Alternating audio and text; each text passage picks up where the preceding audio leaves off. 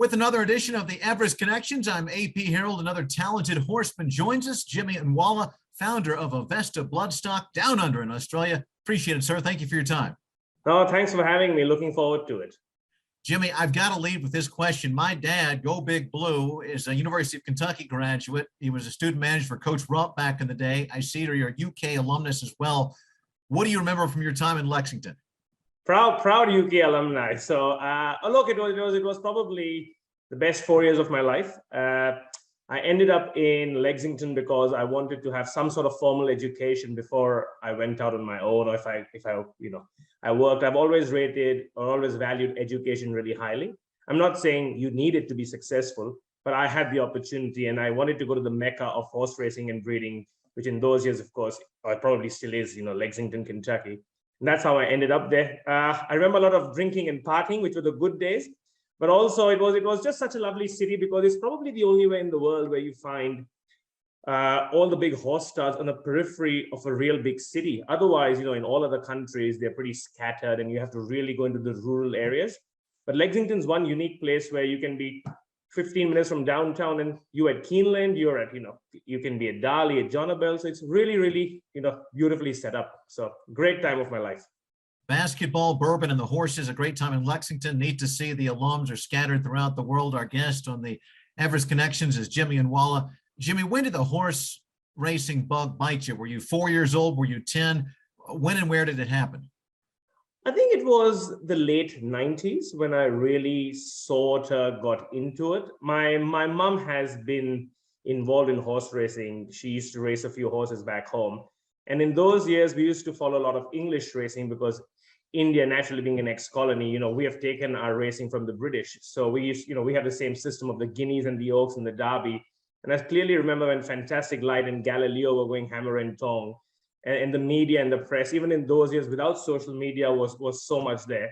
I think that was the time I got into it. I don't think there's one particular incident which has got me into racing. It's just culminated over time with family and, watching racing, and, that's how I got into it. So yeah, it was early. I was 15 when I actually, started following it. And then I thought I'd like to have a career in it, So. And you've done a neat thing is you've taken a setback and you've started your own gig. And really, I guess you might say it's a blessing in disguise that now you've got Avesta. Absolutely. Look, things happen for a reason. It also happened in peak COVID, so it was a scary time for everyone. There was always a progression for me to go out on my own. I just needed to get enough experience under my belt. It came quicker than I thought it would, but I'm really glad that it came when it came, because what I could manage to buy in the depressed markets of COVID, I can't touch that sort of price now, because the market in Australia at least has escalated 20% in the last couple of years. And it looks like it's going to go that way. So it probably happened at the right time, although I had a very good time at Aquis. I used to work for Godolphin before, so I was with them for about 7 years. Godolphin was like a very well-oiled machine, but it was very departmentalized. So I only had so much growth I could go to. And once I reached that, Aquis came on the scene. And whereas Aquis wasn't a well-oiled machine, we had to put all the parts together. And what Aquis gave me was probably a bit more face to my name. Like, I had been in the horse industry in Australia for almost 7 to 8 years. But, Aquis gave me the chance to be on the television, be in the media, my articles would be published, my opinion mattered. So I'm very grateful that that happened, so that, I got my grounding from Darley, but I got a bit more face time with Aquis. So both have played a very important, crucial part in my career. Being from India, educated in America, living in Australia, you talked about the English heritage with racing. You're a man of the world. How does all that impact how you go about running Avesta? Well, firstly, I need big suitcases because I always live out of them. So that's one thing. I like to travel heavy because I have to, because I've always actually lived like that. But look, Avesta, it's really helped because I guess you learn from different places and different experiences. You also learn, Harold, that there's no right or wrong. What might work in America might not work in Australia. What might work in India might not work in England, but they're all right and they all do it really well. So it's about taking what you can learn from other people. And probably in my situation, because even on the Flying Start, I'd worked with a lot of different people. You try and pick up what everyone does right, and you try and eliminate what you think they don't do well, and try and model your things on the strengths of others and yourself. So founder of Avesta Bloodstock. Jimmy Unwala joins us on the Everest Connections. And Jimmy, you've talked about safety in numbers in the sport of kings. If you're just playing the ponies as a casual fan, you've got 100 pounds sterling or euros or Australian or American dollars. Some guys will put it all in one horse to win. They'll really gamble. Others will spread that out. They'll do some exacta boxes, win, play, show. Yeah. Talk about your safety and numbers strategy as it applies to Avesta. I always put 10 pounds or $10 for the taxi ride home first. That's what I do when I'm gambling with 100, because I know I can't get home because I'll be drinking. I won't be walking. But look, in safety numbers, I believe like I'm what I would consider myself. I'm not a bloodstock agent. I'm more a horse trader. I trade a lot of stock for myself, and I do it also for very select few clients. And I've learned that a lot goes wrong in the horse industry that's not in our control. We can do everything to the book. You can do everything to the T. And then a horse might, have an injury. He might fail a scope. His x-rays might not be right. There's nothing I can control. You can't control Mother Nature. And I've learned over time, because when I've done nominations and I've been advising breeders in Dali and in Aquis, I've seen them suffer because they only had, they might have 4 or 5 mares. And I always thought, why, if they had maybe 20% across 20 mares, which equates to the same thing, they might have been much better off. So I used that model in my own business, and I tried and tested it out first. And I thought it was better because, you rather have small shares in a lot of horses than just, put all your eggs in one basket. And I presume that's the same in any business, whether it's the stock market, whether it's, betting horses, anything, I guess. So that's wise to diversify, as the financial guys would say. 100%. I'm sitting here in Wyoming, which is a cowboy state in America. I'm talking to a guy in Australia who's wearing what looks like a Hawaiian shirt. But my next question, we're going to go over to the old country of England and talk about your Group 1 Blue Diamond winner, Artorias. You've got a share in that horse. How did it feel to have a runner at Royal Ascot? Look, it was probably one of the proudest moments of our life. Although we don't have a big chunk in the horse, we only have a small share, but still to have a horse in the early years of a portfolio to go and perform at Royal Ascot. Admit he didn't win, but he still ran third in a Group 1 at Royal Ascot. I know big breeders, and I've known a lot of wealthy individuals who've tried to even have a runner at Royal Ascot and never done it. So for someone like me, it's a real humbling experience that, we could get there. And then even his next start where he ran third in a Group 1, it's just fascinating to see that a horse can do that, And from our perspective, the more he races on, even better. Like I'm a person that enjoys racing horses too. So, like he's taken us on a good trip. Unfortunately, I couldn't go there. I just couldn't make it in time, but was very happy to see what he did there. So. And getting back to your theory on your practice of diversifying and spreading the risk, owning a share of a horse is another way to do that. It's like owning a fraction in a jet. If the jet breaks down, you're only on the hook for 3% instead of 100%. 100%, and especially with race horses, because they are much more vulnerable than breeding stock, in my opinion. Like there's a higher chance of an injury. They might not turn out good anyways, So I think diversifying, especially in race horses, and Australia is one country that allows you that on a big scale, because predominantly here a lot of horses are syndicated. Australia is what I actually call an on-sell market. Everyone does something to sell it to someone else. Like you breed something to sell it to a weanling Pinuka, he buys it to sell it to a yearling buyer, then he syndicates it to an owner, then it's probably syndicated to a stallion group. So it just keeps going on and on. So that's why the shares work really well here, And it gives everyone a level playing chance. So absolutely. Founder of Avesta Bloodstock, Jimmy Unwala is our guest. This is the Everest Connection. So let's pivot to the Everest, and we're going to play a hypothetical game. Some big money banker out of Sydney gives you a call, and he's really interested in getting a horse in the Everest. He's just bought out somebody, he's a slot holder, and he wants to, hire you for 1,000 Australian dollars an hour to tell him 4 or 5 horses, maybe it's 2 or 3, I don't know. Who are some horses out there that aren't yet committed who you think would be decent runners in the Everest? Look, it's a sort of a tough year, because at this stage, the way it looks like, Nature Strip looks like the outright favorite, and he deserves to be so. His win at Royal Ascot was almost devastating. So, and Australia this year has gone into a situation where there's not many horses that can probably beat him fair and square. Yes, things can go wrong on a day. He can have an off day. But of what's committed, he looks like the live chance. Of what's not committed, I would say the upcoming 3-year-olds is where I would probably gravitate to, because I always believe a horse that's on the upward trajectory is probably the best bet when you have limited options. There's a horse called Jacquino who won recently. He's half smart. There's a horse called Best of Bordeaux who had a very good 2-year-old form. He's had one run. It was a bit plain, but he might come back out. So I would actually wait. I wouldn't rush into picking a runner for the Everest yet, because I think they'll put up their hand in the next 4 or 5 weeks to see where it goes. Also, the Sydney tracks have been really, really wet for the last 6 months. So that form, my 2-year-old form might completely change come the sun coming out, So I would say if someone really rich wanted to come in and have a horse, I would say have some patience. Still pay me till I find you the horse, but have a bit of patience, and we'll probably get one closer to time, because that's the sort of year. Because if I had my way, I would pick Nature Strip. He would be my leading fancy. So have some patience, but keep that checkbook open, is Jimmy's advice to anybody who wants to consult with him. You make a good point that a 4-year-old horse, a 5-year-old horse, they've shown us what they can do. It's like in human team sports, that rookie or that second-year guy might have a breakout season. Now, I guess that's the point you're making here is if anyone on a fair and square is going to knock off Nature Strip, it's going to be a rising star.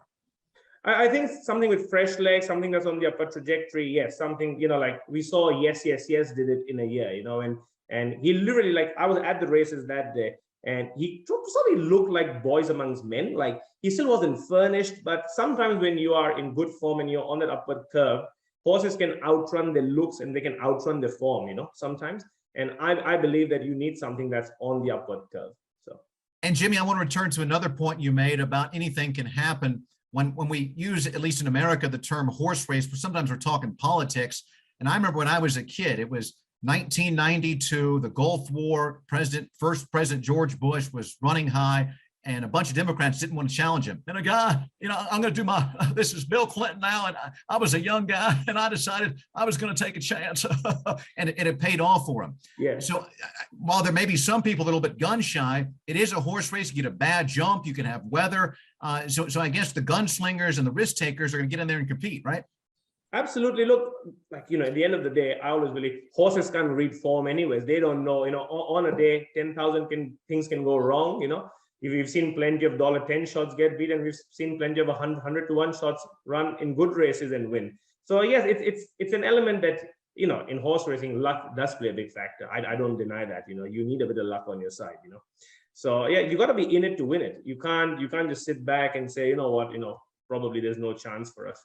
That's what keeps the horse industry going. That's what makes people like us believe that we can compete against the sheikhs, Sheikh Mohammed and the Coolmores, because we have a chance, especially in a country like Australia. You can get really lucky with a good horse if you do your due diligence. So that's what keeps the game going. Otherwise, it actually would be a sport of kings, and none of us would be able to play in it. That's right.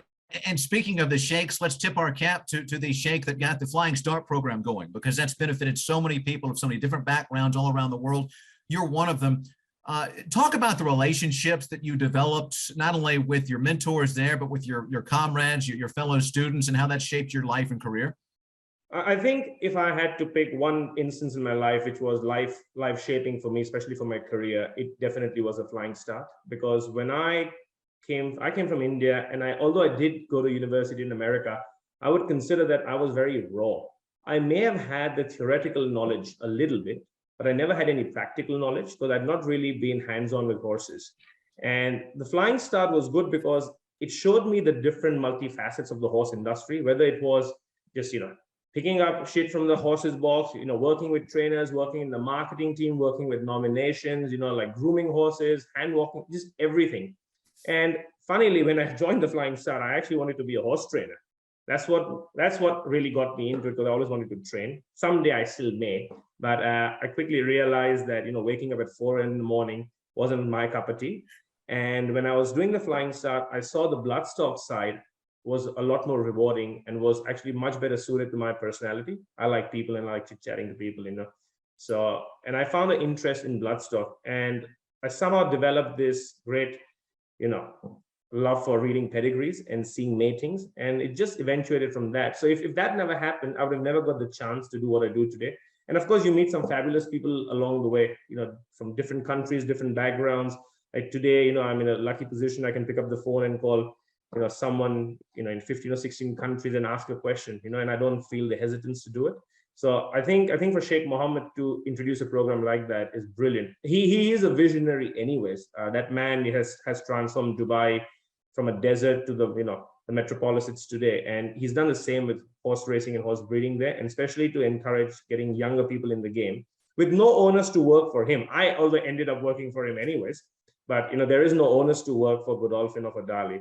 It's a very noble gesture from a really wealthy man who doesn't have to do it, but he does it because he has pure love for the game. That's leadership, and we salute him. Jimmy Unwala is our guest. He is the founder of Avesta Bloodstock. This is the Everest Connections. And Jimmy, if you look back at your life 10 or 20 years ago, there's no way you could have predicted where you are today. Where can the Everest, which has taken Australia and now the global horse racing industry by storm, be in 10 years or 20 years? I just think it's only on the higher upward trajectory. It's already what it's done. Like, I think if you compare it to the Pegasus, like, of course, the concept sort of emerged from the Pegasus. And I remember when Everest, the first idea was launched, people were very skeptical about it because, it was something new. And unfortunately, Harold, horse people, I've learned in my time, are very regimental and they don't like change. I've just seen that anything that's a bit new, it takes time for them to adapt it, because it's the sort of mentality that, oh, my grandfather did it that way and my dad did it that way. That's how we've learned. So any change is difficult, but the way Everest has come in, it's just taken racing by a storm. It's actually a race that now people want to win, Like, of course, you have your Golden Slippers and you have your Melbourne Cups, but Everest is right, I reckon, is right up there. And it's probably going to turn out to be a very good stallion-making race once more and more colts start winning it. Of course, geldings have won most of the races till now. You've had Yes, who's already at stud as a stallion prospect. I know it's not a Group 1 on paper, but no one can deny that it's probably the best sprinters in the land and a couple of internationals that line up in it. So I only think it's one way to go. It's going to get more popular. And the way the prize money is, I think, if I had a horse, if there were two races on my radar in this country I'd like to win, Everest and the Golden Slipper would be my two. So. And you mentioned there that there's so much money. Of course, Australia is already known for its sprinters. The Everest is a sprint. Does this cause Aussie breeders and bloodstock guys to double down, to triple down on sprinters because there's just that much more financial incentive? I think Australia has always been geared towards two-year-old sprint races. It's also because, I guess, in Australia, a lot of people race horses that are not really, I would say, horsey per se. So it's actually a quicker return on the investment. If you buy a yearling between January and February, and your horse is up and running in October, November, as a two-year-old sprinter, it gives you a better chance, a better return on your investment. So they're a bit more reluctant to wait another 6 or 8 months for that. That's why I think Australian racing is always going to be speed dominated. And I presume, some things you can change, some things you can't. And that's what this market is. It's all about two-year-old speed and sprinting, and I think Everest sort of gravitates toward that anyways, because it's a sprint race. Whether a lot of people, I think what a lot of people will do is, a lot of people that retire horses to go to stud early may actually keep them in work for that one more tilt at the Everest, because it comes sort of during the breeding season. It's not before the breeding season. But if I had a really good call and I thought I had a genuine chance, I would run it. And if you got beaten fair and square, so what? You got beaten by the best sprinters in the land. You didn't get beaten by some, D-grade horses. So I would say, the Everest is going to be a race. It is a force anyways, but everyone would want to win it. So, Jimmy, I can tell you're a people person and you love life. Who are a couple of folks in the industry who've helped you get where you are? I think at Dali, who was my first boss, Alistair Pulford, he has had a big influence on me. He, basically when I came completely raw, you could have bosses that are very, very hard on you, but he let me learn things at my own pace. And I'm very appreciative of that. An individual called Scott Irwin, who has Rothwell Park, was the first person I started trading my own horses with. Because I think till you don't have your own skin in the game, doesn't matter what you do, you don't really get a taste of the industry, because it's very easy to sit on a chair and sell a horse to someone or sell a nomination. But till you don't feel what you're doing and you don't take a hit a couple of times and don't enjoy the success, you don't understand what they're going through. And Scott Irwin was the first person that took me under his wing and I started trading horses with him. There are a lot of other people I look up to. There are really good judges, Duncan Grimley, Paul Maroney, I don't hesitate to ask a question to people. I just believe that a lot of good people that are leaders would always share the knowledge. And Australian racing and breeding crowd is like that. A lot of people here will share the knowledge with you. So that it's a fascinating place to be, Australia. It's a really good industry. It's a healthy industry. A lot of young people at the same time, a lot of experience. So yeah, few people have had a prolific effect on me, and especially even my mom. Like in India, when you grow up, horse racing and horse breeding is not really mainstream. Like, it's a bit cliche to say, but everyone wants their sons to be doctors and engineers in India. But my parents were very open-minded. They said, pursue your dream, travel the world, do what you want. And here I am. So I'm grateful. You make a good point. Most of the Indian Americans I know are engineers, doctors, or they own hotels. Yeah, true. We need them too. Absolutely. That's right. Jimmy, you've also paid it forward, helping out people as a mentor yourself. You had a really creative contest to buy a weanling. A young girl named Emma Hayes won that competition. Can you briefly recap what went on there and how she's doing? Yeah, look, actually, it came about because a good friend of mine, Ross Hatton, who has Rathmore Bloodstock, and we trade a few horses together. We had a decent season. I wouldn't say like we killed it with millions, but we had a very good year. And we thought about it, and over a drink, we said we should do something to give it back to the industry. And you can do it a lot of ways. You can give it to a charity, you can do this and that, but we sort of wanted to see where the money went. And we thought that the best way to get young people involved is to let them have success in the game and experience the thrill of it. So that's how we came up with the competition, where they've got $20,000 to buy into a weanling. And Emma did it exactly like you would do in a syndicate. Instead of buying 100%, she went and bought a 10% share in a $200,000 weanling, which is perfect, which is what I would actually do myself if I had the opportunity. So it was just good to see, her win it, and she getting a leg up, and hopefully that horse comes out in the next, 6 to 8 months as a yearling and more than doubles his money, and at least gives us something to bank on, So fingers crossed. Would be a good Finally, story. Jimmy, you've chased a horse racing dream literally all over the world. What advice do you have to young people like Emma who are considering doing the same? I would say you need a bit of patience. You should be a bit thick-skinned because it's not easy. And if you work hard in the horse industry, it is a very rewarding industry. It might take a bit of time, and especially Australia. It's one country that, in my experience, that I've learned, it doesn't matter if you were born rich in this game, if you had parents that were in it, if you came from an affluent family, or you had connections, or you can be a nobody. If you have the love and passion for it, and you are willing to work hard, in Australia, at least, I can guarantee you, they'll give you a fair and square chance to succeed. And what else would you want? You work hard, and if you have a bit of success and you enjoy what you do, there's no country like it to do it, in my opinion. Folks, that's Jimmy Unwala. He spreads his risk. He's spread his time over many years in the industry. He's spread his travels all over the globe. The founder of Avesta Bloodstock. We thank you so much for joining us on the Everest Connections. Thanks for having me. Appreciate it.